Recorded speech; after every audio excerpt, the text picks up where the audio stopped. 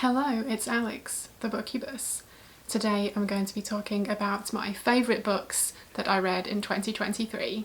I figured I'd dress up a little since it's a special occasion, so, you know, put a bit of slap on, and I'm wearing this rather snazzy sequined leopard print number, which I have my sister to thank for because she found this in a charity shop and gave it to me, which is pretty incredible. So thank you again for that. And yeah, I don't get out much, so I'm wearing it for the video. Anyway, yes, special occasion. These are my favourite books of the year, and I read a total of 111 books in 2023, which is pretty crazy. That's definitely the largest number of books I've read in one year. And I did read a lot of excellent books, mostly horror, of course, and yeah, I had a ton of 4-star reads, but then I only had a handful of 4.5 and 5-star reads, 8 to be exact. So I did consider picking like 2 of my favourite 4-star reads to make this a top 10, but I thought, you know, let's just go with a top 8. These are definitely, yeah, the best of my year. If you are familiar with my channel, it will come as no surprise that most of what I read this year was horror, and most of my favourites were horror.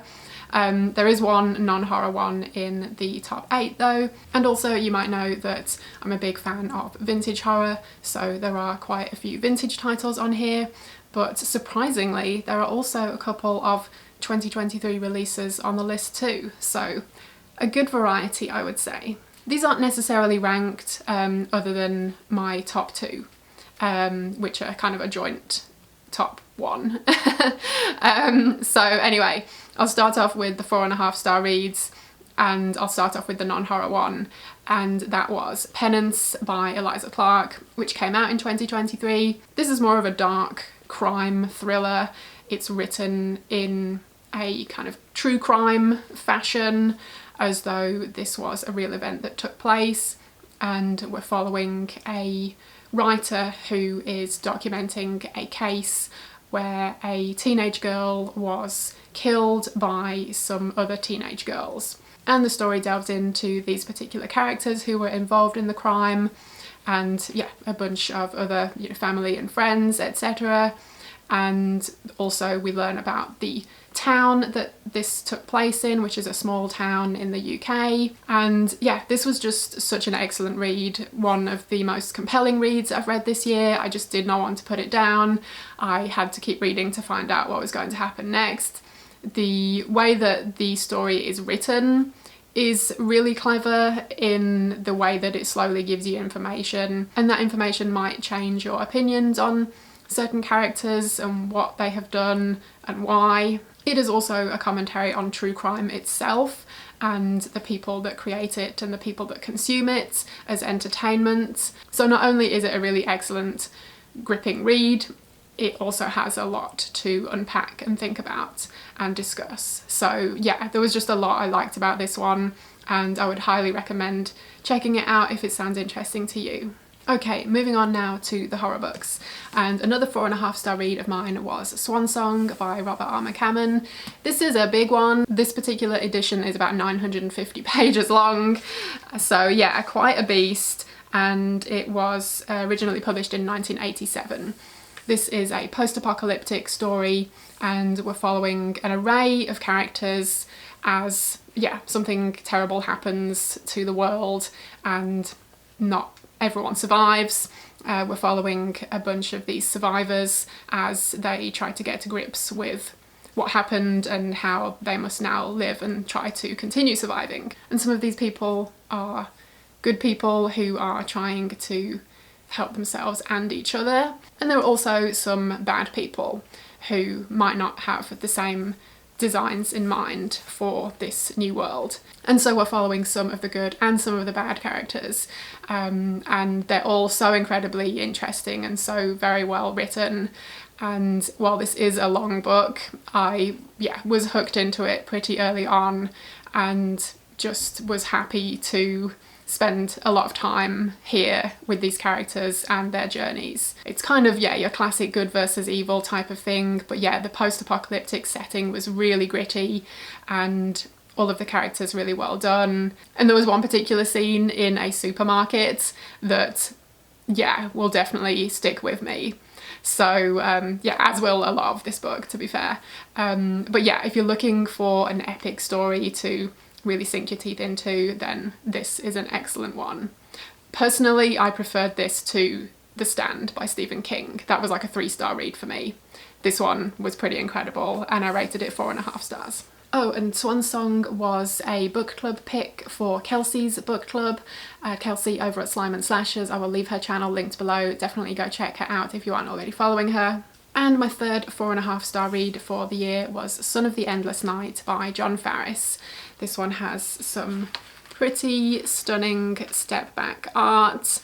And this one is another fairly long one. Let's see, this one was just over 500 pages long, and it originally came out in 1984.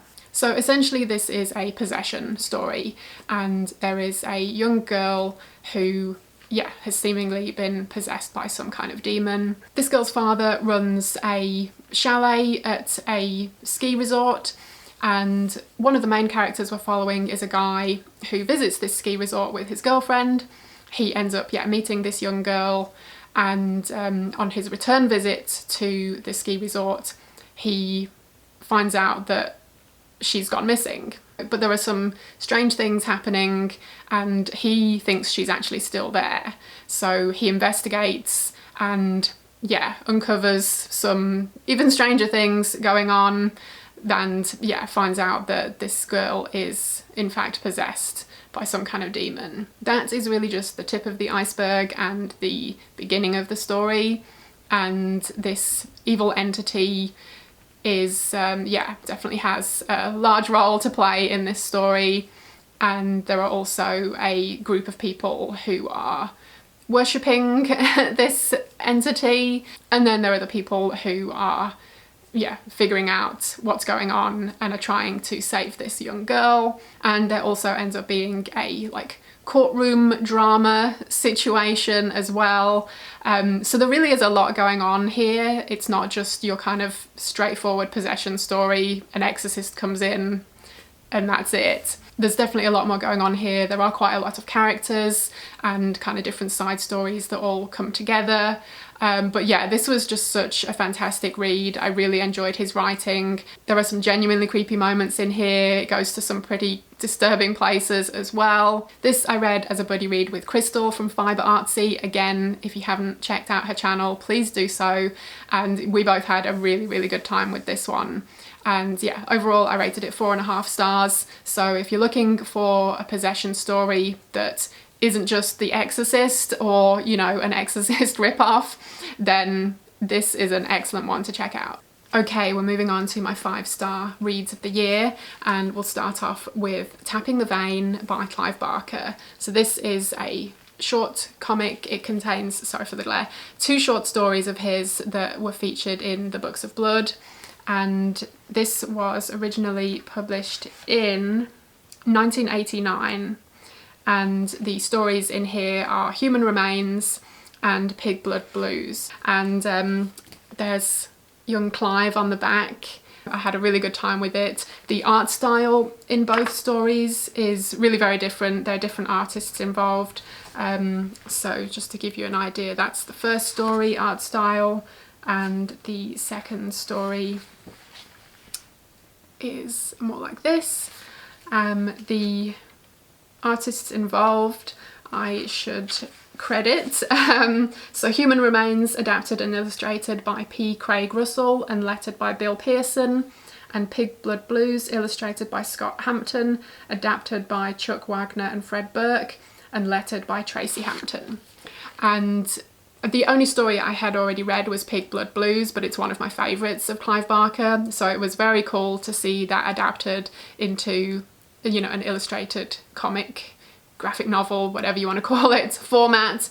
Thoroughly enjoyed that one. The first story I had not actually read before, so that was completely new to me, but I loved the story and I loved the artwork style as well. So the writing was a treat, the storytelling was a treat, the visuals were a treat. So yeah, I just thoroughly enjoyed my time with this. I would love to get more of them to read if I possibly can.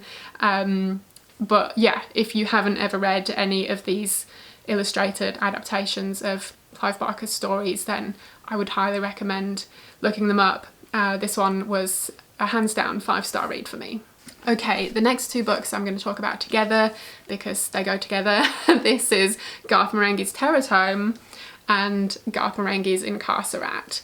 If you haven't heard of Garth Marenghi, I would highly suggest you go look up Garth Marenghi's Dark Place, which is a TV series and one of my favourite things to ever exist in this world, ever. And this is a trilogy of books, each one containing 3 short stories that are interlinked. They are following a horror writer called Nick Steen, who may or may not be somewhat similar to Garth Marenghi. And the first one, Tome, came out I believe in 2022, and then Incarcerat came out in 2023. I'm not sure if there is a release date yet for the third one, but I'm very much looking forward to reading it whenever it does come out. And these are just an absolute ton of fun. They are, yeah, horror comedy at its best. And while, I don't know, the humour might not be for everyone, it is certainly my cup of tea. And the way that it riffs on the horror genre, not only the tropes, but also just the writing style of the kind of 80s horror boom era, yeah, is just very cleverly done. Very, very funny. There are definitely times that I laughed out loud while reading these. So yeah, these were just incredibly entertaining. And I don't know if I could pick a favourite out of the 2 books because they were both so well done and so enjoyable to read. So that's why I'm talking about them together. So these were another couple of 5-star reads for me and favourites of the year. Okay, and the last 2 books on the list are actually my top 2, but they're joint first place basically. So I'm just going to talk about them in the order that I read them throughout the year. First up was Stitch by Mark Morris. This is another fairly big one actually, so yeah, I'm always hesitant to read bigger books, but turns out that, yeah, this one's over 500 pages long. Yeah, turns out that I like big books. So that's a revelation to me. I need to stop being nervous about picking them up. And this one originally came out in 1990. And this is set at a university in the UK, and we're following, yeah, a variety of students who are attending this university.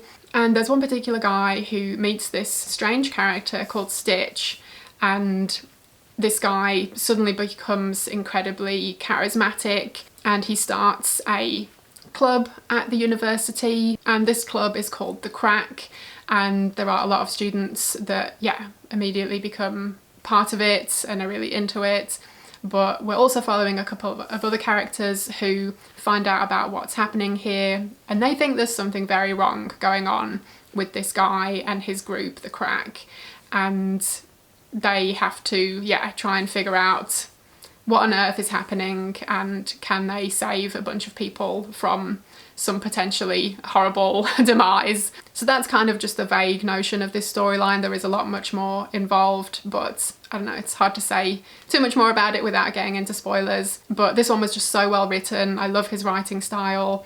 His characters are incredibly well written, and he is really a master of very strong imagery, very strong visuals that, you know, really do come off the page, and you can really visualize all of these incredibly awful and disturbing horrors that are taking place in the story. He's a very unique and imaginative writer, so there's a lot of, yeah, very unique ideas and visuals going on here that really stuck out to me and that I've very much enjoyed. Yeah, I just can't say enough good things about this one. It was a 5-star read for me, and I very much look forward to reading more by Mark Morris. And this was another buddy read actually with Kelsey from Slime and Slashes, who I mentioned earlier.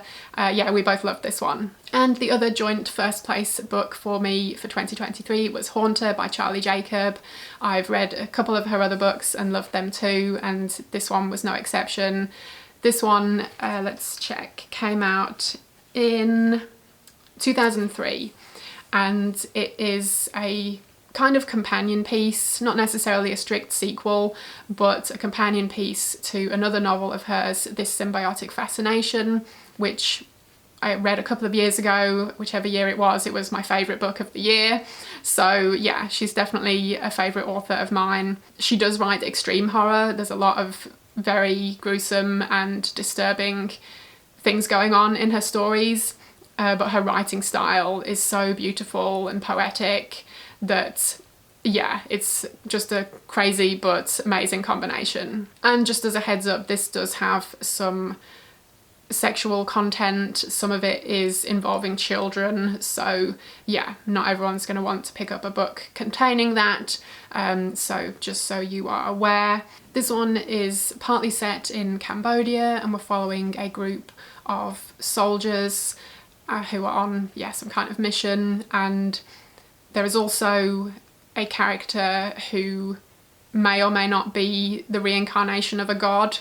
So there is like a bit of a religious and spiritual aspect to this story, and yeah, I'm not a religious or spiritual person, but yeah, I thoroughly enjoyed this story.